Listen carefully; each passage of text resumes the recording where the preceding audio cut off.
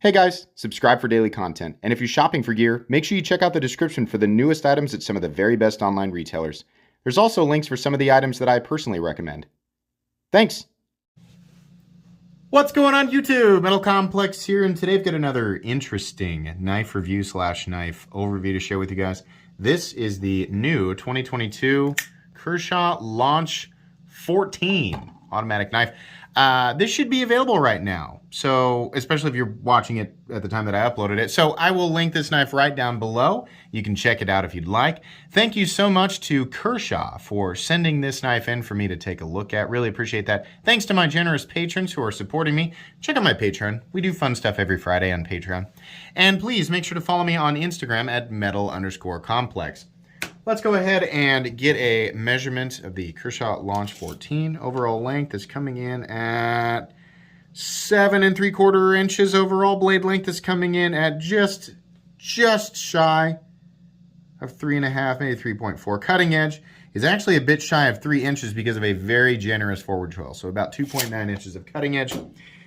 How about some size comparisons up against the Ontario Rat Model 1 and the Ontario Rat Model 2? It's kind of an in-between. It's got the presence of a full-size knife, but it's a little bit in between those two. How about up against the Spyderco PM2 and the Spyderco Para 3? I always manage to get this knife not quite in the middle of the screen. Sorry. It's about in between. Cutting edge, yeah, a little bit more than the Para 3 and a little bit less than the PM2. Knives that have larger handle areas than cutting areas. Up against the Benchmade Griptilian, or in this case, the Ritter Hogue, and the Benchmade Bug Out. We're looking at pretty similar, a little bit longer than the Bug Out, a little shorter than the Ritter Hogue. How about carry profile? This is an automatic knife, and if you're not familiar with Kershaw's USA automatic line, the Launch series, they have some cool ones. And there's a lot of Launch knives that are still available. I'm going to suggest that you check them all out. I'll try to remember to link them all. I'll link a search for the Launch series if you want to check out what else they've got. They're probably the best priced US, well, in fact, they are the best priced site-opening US automatic knives out there. Definitely powerful, definitely snappy. Not quite what I experienced from ProTech. ProTech still has them beat in the power department, but definitely snappy. This is amongst the snappiest. Their power is definitely on full display with the Launch 14 here. Quite snappy. Still has a bit of that kind of a lurch, like, you know, you have to push it down a bit. It's going to go click, click, click, and then finally launch. See if I can show it and hold it at the same time. So a little bit of pressure. Oh, we're a little bit down, but it hasn't released the blade yet. A little bit more, but it hasn't released the blade yet. And finally, there we go. So it's going to do that, right? You could oil the button up, but I'd recommend not doing that because that button is attached to the plunge lock. And you don't want lubricant on the lock surface, which that is definitely. So yeah, feels good. A little bit of a kind of a lurch into it. Carry profile thickness up against the Spyderco Para 3. You can see here it's roughly the same. The edges are chamfered, so it's looking initially like it's a little thinner, but it's probably about the same overall thickness. Length and height up against the PM2 and Para 3. About the same size as the Para 3. Maximum height is actually going to be down here, and it's pretty darn close. They're almost the same. Might be just a hair shorter than the Spyderco PM2 or Para 3 with the camel hump under the Spidey hole there. Let's do a hardware check. Get out my tools as per usual. My tools are very inexpensive and very recommendable. You can find them right down in the section of my description that talks about the tools I use on this channel. T8 most likely for the pivot, and yep, that's the case.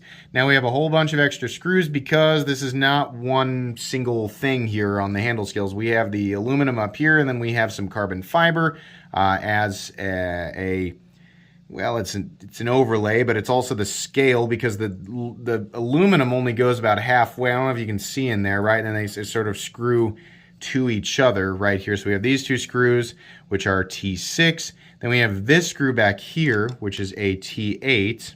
We have more T6 screws here, more T6 screws here, and a T8 screw right here. So as long as you've got quality tools, you'll be okay, but that's quite a bit of hardware, and that's kind of frustrating. Kershaw likes to do this. This is nowhere near as intense as some of their other stuff, but this is kind of a thing that we see with Kershaw where we have sort of interlocking scale materials, or sometimes we have, you know, just random materials just screwed to the top of other materials. This one is not nearly as they have a few models where it's straight up offensive. It's just like, why is this?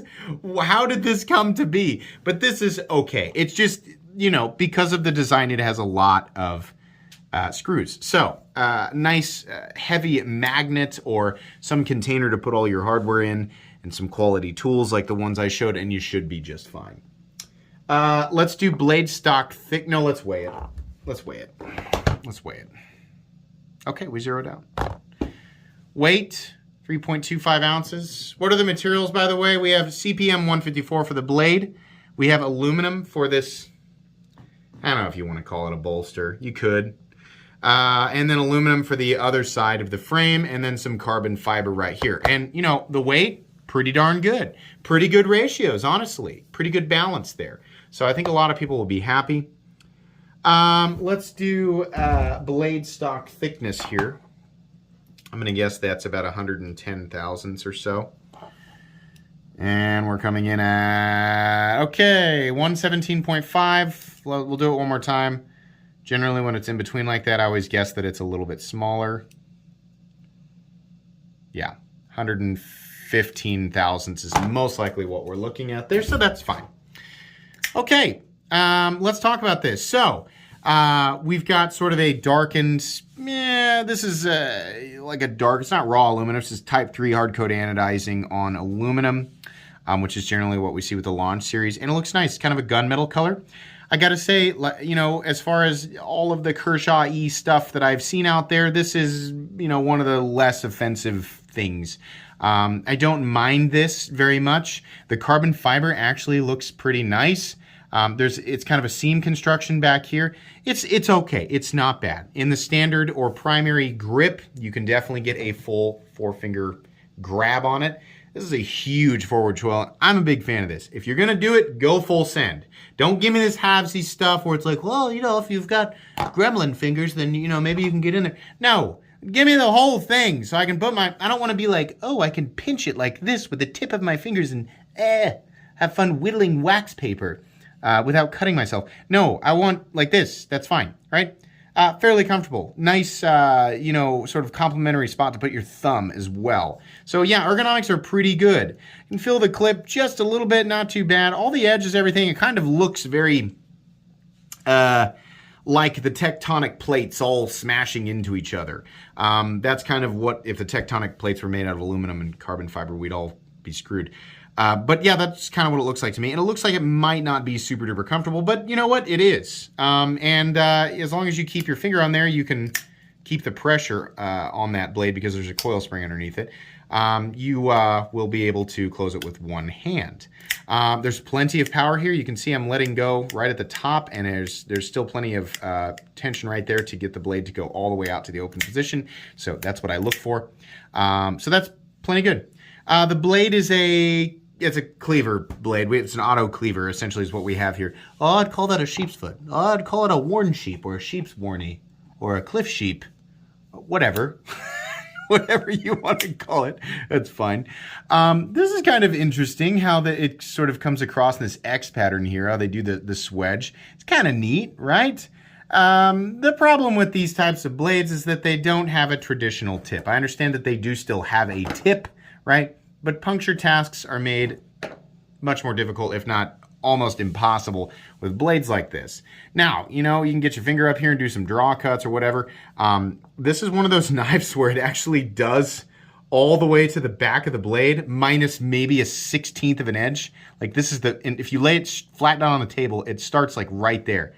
You actually can, you know, I guess if you need an auto food prep knife, like, you know, yeah, you kind of can. It goes all the way to the back, which I know food prep people really care about. So, okay.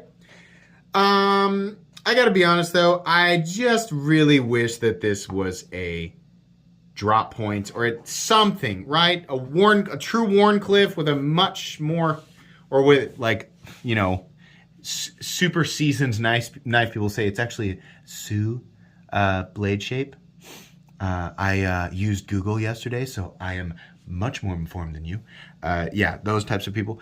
But yeah, that's actually, it actually is, I think, what it's called. Something with more of a tip. They did that super aggressive, and then maybe they didn't because they already have an aggressive Wharncliffe, and what is it, the Launch 13 or something? I can't remember. And then they have countless other ones with drop point blades. I want this to have more of a tip, because there's a lot of good elements here that make this a great user, and I feel like it's really held back by not having a tip. I think we're kind of past the cleaver thing. It was, you know, we had a good go in 2016 through 2019. It seemed like maybe was when it was most prominent. And I'm not saying that it's, you know, we should never see it again, but I don't know. I just feel like this thing would have been a lot more compelling with more of a drop point blade. But people who do like cleaver blades can completely and totally ignore what I'm saying. You know, you don't have to agree with me. If you like how this looks, then go ahead. And you know what? It is kind of cool, right? It does kind of look cool. But I don't know. On this design, I think I think I'm just kind of tired of seeing stuff like this, but it just depends on what you're after. You don't have to agree with my review. You just take the parts that make sense to you and ignore the rest of it. That's what I do when I watch other reviewers anyway. It says Kershaw Auto on this side, and then on the other side, it has the in-house design logo, meaning no collaboration, and it says CPM 154, Kershaw USA. So that's nice. Love CPM 154. Still one of my favorite blade steels, and I love that this is mostly made in the United States. I mean, I'm sure that there are parts. I don't know this for sure. I'm just guessing, right? There's probably some screws and things, right? Maybe that are not all. It's not 100% made in the USA, but USA for the most part. So, just a guess. Don't know that for sure. I don't work for Kershaw. Anyways, we have, like I said, seam construction, nice carbon fiber, nice fit and finish all the way around, right? There's a little lanyard hole back here. So lanyard people rejoice. You can definitely put your lanyards all over this if you want. There's only room for roughly 2 or 3, if you squeeze it in there, 550 paracord lanyards, right? So not all over it, but you could put 2 to 3 of your lanyards on there if you really like lanyards. The pocket clip is an absolute afterthought. Wow, that is a huge bummer. That is such a boring, plain, like, whatever, it'll fit on here clip. The whole rest of this knife is busy and doing it. That's something that I do appreciate about this knife. It stuck with the theme throughout. It was like, this is what I'm going to be, and I'm going to be that from tip to butt. And it is. Everything except the clip. The clip was like, hey there, I'm Jeff. Hope it's okay if I come to the party.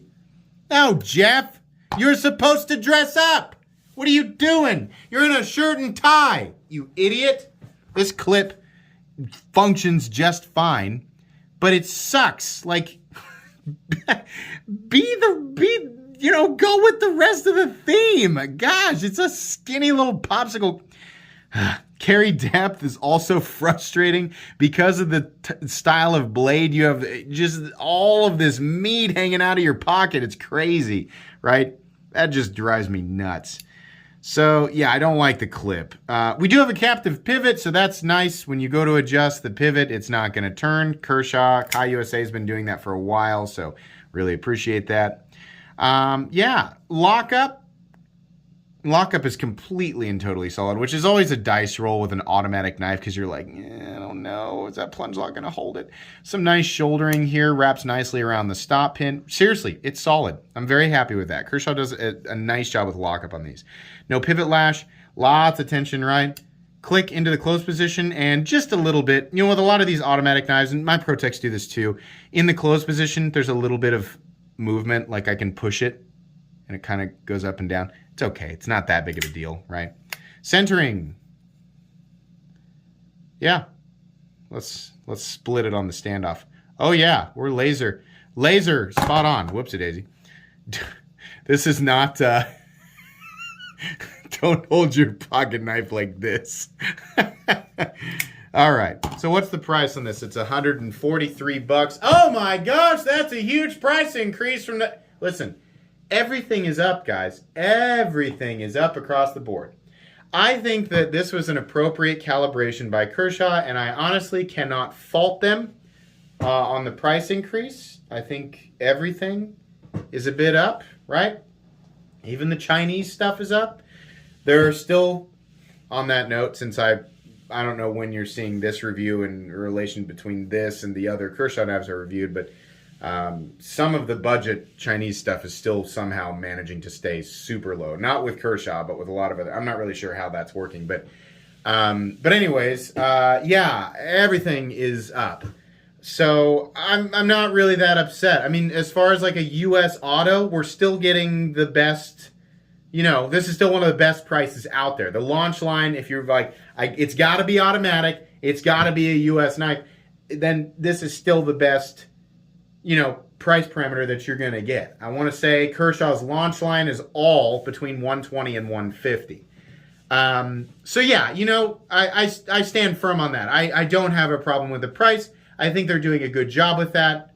You know, they're working with what they can considering what's going on. So okay. Really wish that this was a different blade shape. It's fine. And again, if you like this blade shape, then go for it because the knife is made well. The materials are good. The look is pretty good. The black wash honestly looks okay with the gunmetal and the carbon fiber here. Yeah, everything's great. Me personally, I love that this has this big choil on it here, but I would want more of a Wharncliffe, something with a point or maybe a drop, maybe just keep the same curvature and do like a spear point at the end, you know? I don't know. I mean, we really can't go any further past this tip here because that's essentially the end of the knife and you don't want a sharp tip where you can get down in there and touch it, right? So perhaps changing the blade shape would have changed the entire shape of the handle. I don't know. Me personally, I would have preferred a drop point blade, and I think that this would have been really, really cool. It's okay like this, and truthfully, it's still pretty recommendable. So yeah, it's not going to be like my most like, oh, everybody fly out and go get this. I'm not putting it on any playlists, but it's pretty good. If you like how this looks, you're going to be happy with it. So I would suggest that you check it out. Another pretty good offering from Kershaw. That's going to be pretty much it today. Please make sure to follow me on Instagram at metal_complex. I'll remind you that links for this knife and other Kershaw Launch knives are down in the description, so you can conveniently use that to check it out, and it does help my channel, so I would appreciate it. Please make sure to follow me. Oh, did I already say that? Yeah, whatever. Follow me on Instagram. Thanks for watching. If you enjoyed this video, leave a like. If you'd like to check out my other content, I do, of course, have lots of videos of knives that are either expensive or inexpensive that I do or don't like, so check those out. And if you enjoy all my content, go ahead and click on that Metal Complex logo right there and subscribe because there's definitely more coming. Thanks again for watching, everybody, and have a great day.